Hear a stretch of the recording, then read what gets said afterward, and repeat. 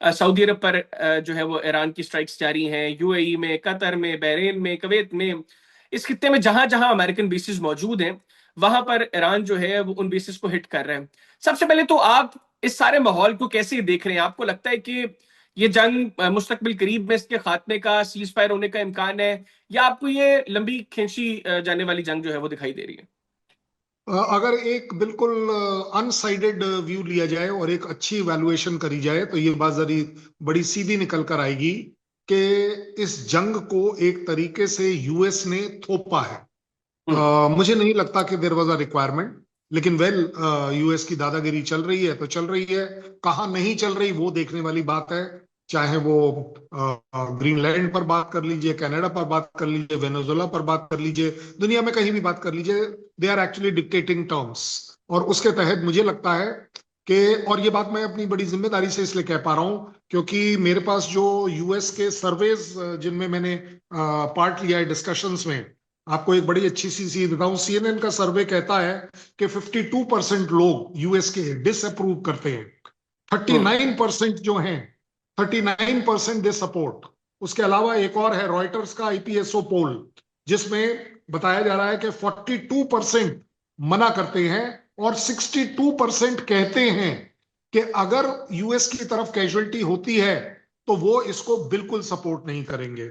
अगर आप ओवरऑल देखें तो एक और ऐसा ही मॉर्निंग कंसल्टेशन का है जहां ये कहा जा रहा है कि 38% लोगों का व्यू है यूएस में कि इसका एक डिप्लोमेटिक इनिशिएटिव होना चाहिए था, लड़ाई का नहीं।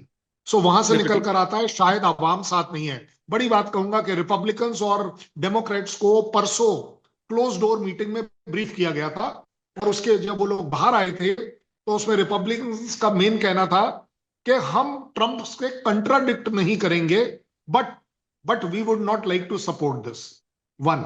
डेमोक्रेट्स ने कहा कि बिकॉज ये हमारे देश को, it may suck in the whole country for a protracted conflict and that is not desirable. तो अगर आप सेनेट की भी बात करें, कांग्रेस की भी बात करें, तो मुझे नहीं लगता कि वहीं पर अपने आप में बहुत बड़ा सपोर्ट है। बट उनका यह भी कहना है कि जो चीजें उन्हें ब्रीफ करी गई उसमें ये निकल कर आया कि यूएस के पास शायद कोई और ऑप्शन बचा ही नहीं था, सारे ऑप्शन एग्जॉस्ट। ये सरकारी तौर पर मैं बातें कर रहा हूं जो वहां पर है।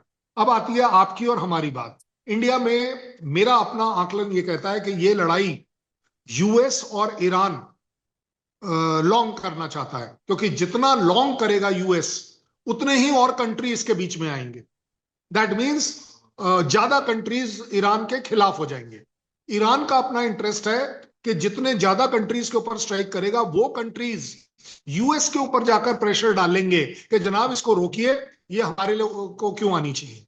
तो नहीं दोनों तो ही का ऐसे में एम। आपको आपको कौन, अगर जंग लंबी होती है जिस तरह आप खुद कह रहे हैं कि आपके नजदीक अमेरिका भी चाहता है कि जंग लंबी हो ताकि इस खित्ते में ईरान के दुश्मनों में इजाफा हो, और ईरान ये चाहता है कि जंग लंबी हो ताकि जिन ममालिक भी स्ट्राइक करें वो अमेरिका को प्रेशराइज करें, आपके नजदीक कौन कामयाब होगा? जो ईरान की रिटेलिएटरी स्ट्राइक से जितना नुकसान मिडल ईस्ट में हो रहा है, तो वो ममालिक ट्रंप को प्रेशराइज करने में कामयाब होंगे, या नेतन्याहू कामयाब होंगे ट्रंप को मनाने में कि नहीं, लंबा खींचे और जो है वो ईरान के दुश्मनों में इजाफा करें?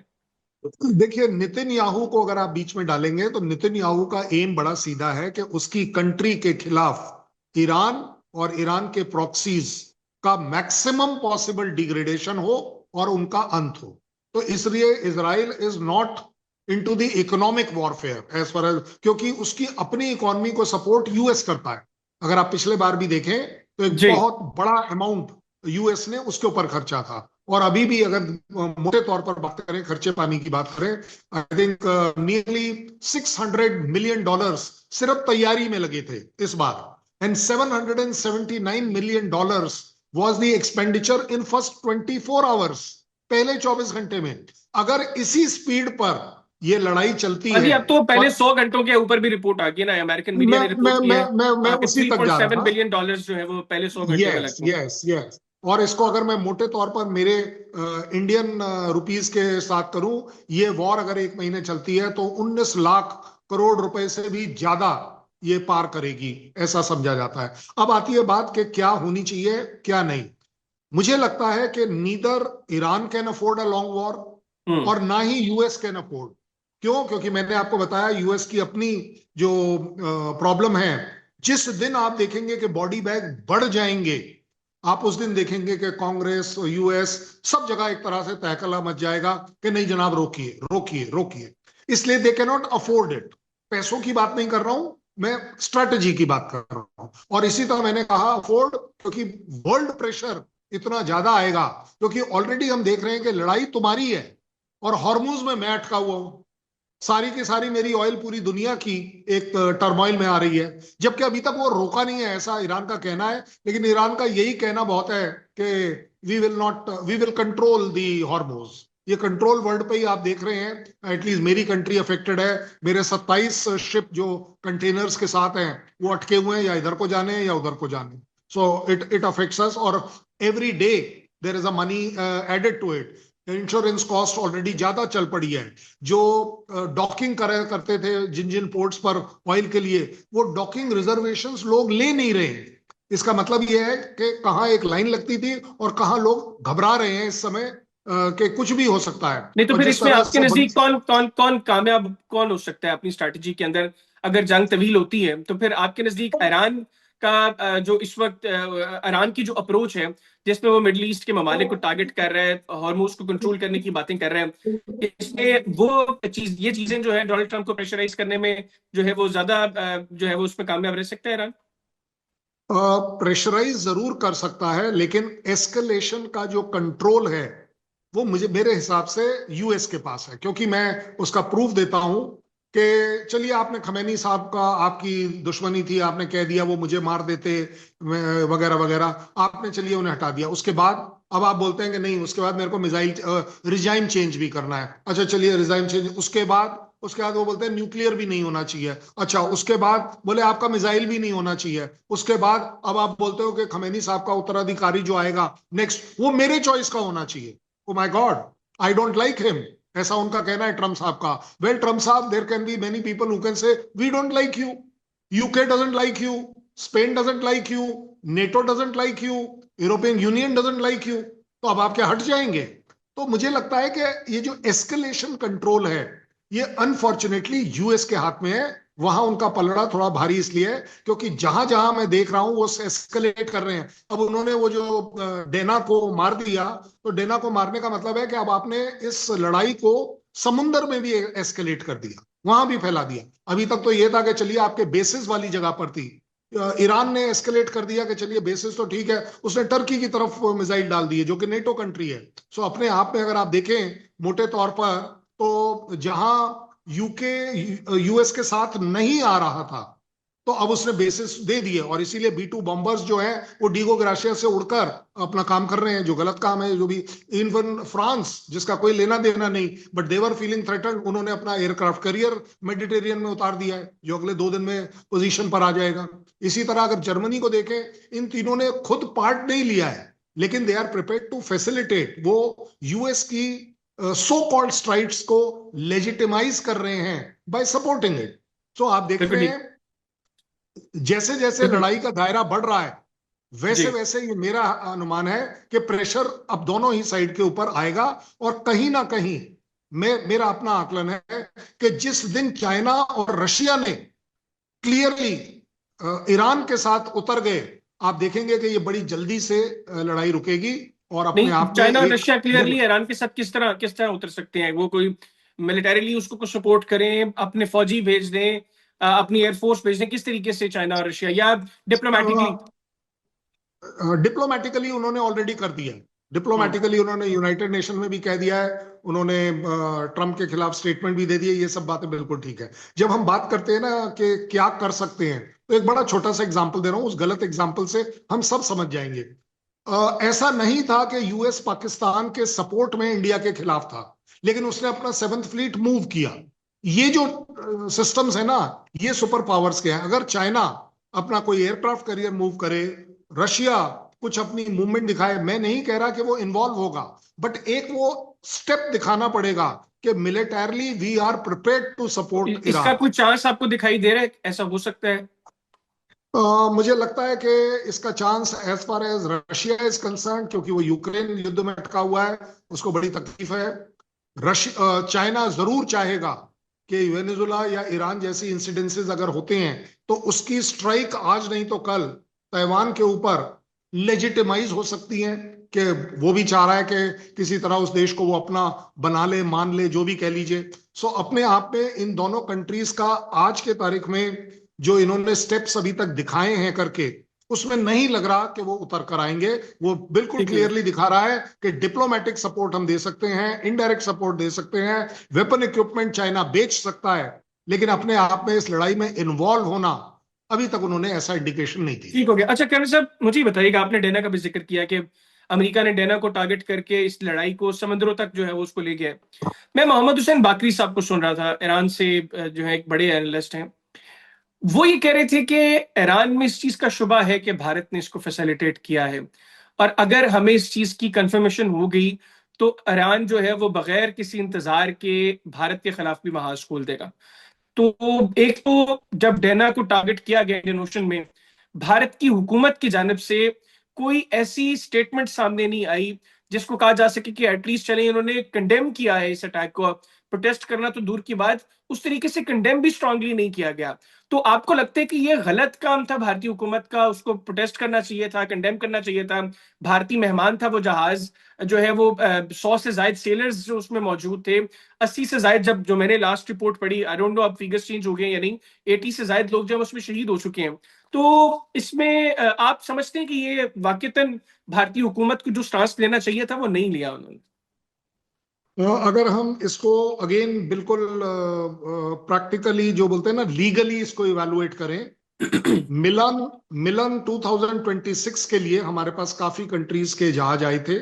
उसमें यूएस का भी जहाज आना था, यूएस ने लास्ट मिनट पर विड्रॉ कर लिया, और ईरान का ये जहाज जरूर देना हमारे यहाँ आया था। ये एक्साइज 24 तारीख को खत्म हो गई थी। 24 तारीख के बाद इस जहाज का रवानगी हुई थी। उस रवानगी में वो दाएं गया बाएं गया वो बड़ा मैटर नहीं करता है, बट जो मैटर करता है लीगली जिसको मैं बोल रहा हूं, वो स्ट्राइक जो है इंटरनेशनल वाटर्स में हुई। और वो इंटरनेशनल वाटर भी श्रीलंका से ज्यादा नजदीक थे, इंडिया से कम थे। मैं मानता हूं Indian ocean, but Indian ocean doesn't mean कि समथिंग लाइक चाइना, के चाइना बोले डेफिनेटली। चाइना सी जो है, चाइना सी है तो उसके जो 13 कंट्रीज उसके चारों तरफ हैं वो उनका कोई हक नहीं है, मेरा ही सारा हक है। इंटरनेशनल वाटर्स की डेफिनेशन के हिसाब से ये स्ट्राइक अपने आप में गलत है, वो बात अलग है, लेकिन इंडिया का इसके अंदर प्रोटेस्ट लाना शायद लेजिटिमेट नहीं होगा, क्योंकि वो मैरीटाइम, मेरी जो अपनी मैरीटाइम जो लिमिट्स हैं ये उससे काफी दूर थी। अदरवाइज अगर ये बाई चांस उसमें होती तो yes, we have a moral नहीं तो राइट, इसको वी कंडेम हैव तो अ किया जा मॉरल सकता था ना। ऑब्लिगेशन। नहीं देखिए, अब कंडेम क्या क्या करेगा आप सोचिए। कंडेम तो फिर हमें ये भी करना चाहिए, वो 180 बच्चियां मर गई स्कूल में दो। कंडेम हम्म। तो हमें ये भी करना चाहिए जो इजराइल ने बोला हमारे 9 लोग मारे गए, बर्बरता हुई है उनके साथ, ऐसा। ये देखिए, ये अपना अपना वो है स्टैंड करने का तरीका। बट एज ऑफ टुडे मुझे लगता है कि इंडिया का जो इस समय जो साइलेंस है, that silence is itself gold, because अभी तक अनफोल्ड होकर आ नहीं रहा कि दोनों तरफ में क्या है क्या नहीं। और इंडिया जैसी कंट्री जिसके दोनों ही देशों के साथ रिलेशन सो कॉल्ड अच्छे हैं, वो उनको खराब नहीं करना चाहेगा। That is why I am saying sometimes silence is gold.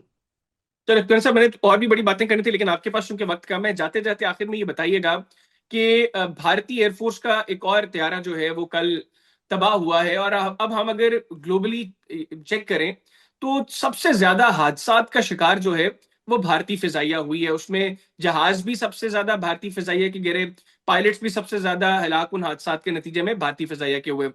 क्या वजह है कि ये सारे एपिसोड्स जो हैं ये इंडियन एयरफोर्स के साथ ही हो रहे हैं, और माजी करीब में एक के बाद एक, कभी तेजास हो, उसके बाद ये अब सुकूही, मतलब ये जहाज जो है क्यों इंडियन एयरफोर्स इन चीजों को कंट्रोल नहीं कर पा रही, और इन हादसा में इस तरह इजाफा होता जा रहा है? अभी भी आपके दो पायलट्स जो है, एक स्क्वाड लीडर और एक फ्लाइट लेफ्टिनेंट, वो इस हादसे में हलाक हुए हैं। यस, ये दुख की बात है।